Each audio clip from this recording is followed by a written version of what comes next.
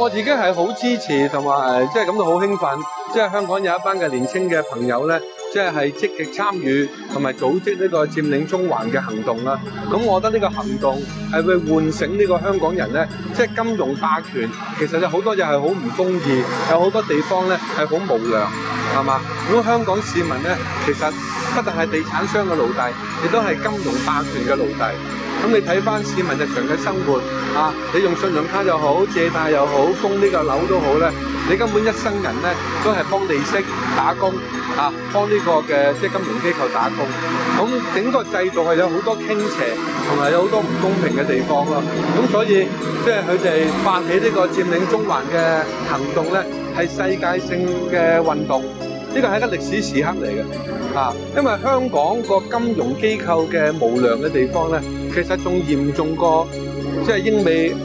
啊呢個歐洲啊同埋呢個澳紐等地方。咁所以即係香港人要更加要關注呢個問題，同埋多啲出嚟支持同埋聲援呢個佔領中環行動呢個嘅工作嘅。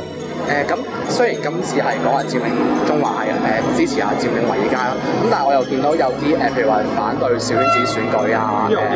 好意思，影到你咁啱嘢都係反對小圈子選舉嗰啲嘢，咁你會覺得喺呢個社會係咪有啲咩睇法咧？即係咪藉住呢個機會一次過反映佢哋對社會嘅訴求咧？其實香港嗰個金融霸權可以咁兇殘，可以咁即係壟斷，同個民主制度有關。你冇民主嘅制度，一個小圈子操控嘅即係特首，必然會傾斜呢個金融霸權，必然會傾斜呢個地產霸權嘅，係嘛？因為你睇翻即係佢嗰個千人嘅小圈子，有好多係同地產有關，好多同呢個金融機構有關啊。咁變咗咧，佢基於個產生個方法係俾佢哋操控嘅話咧，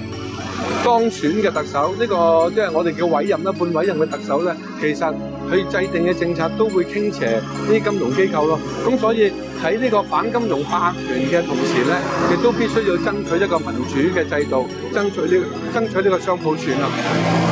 咁最後就想問下議員，你會唔會有啲乜嘢支持嘅説話對翻呢班年輕人講嘅？冇啊，我覺得係即係好興奮同埋感到好鼓舞啦！有班年輕人即係好辛苦咁樣喺度住咗六日啦。咁即係香港應該多啲團體、多啲人士嚟咧，嚟聲援同埋支持佢哋。咁如果更加多嘅人參與呢個行動咧，即係香港政府咧就會被逼要修訂同埋改善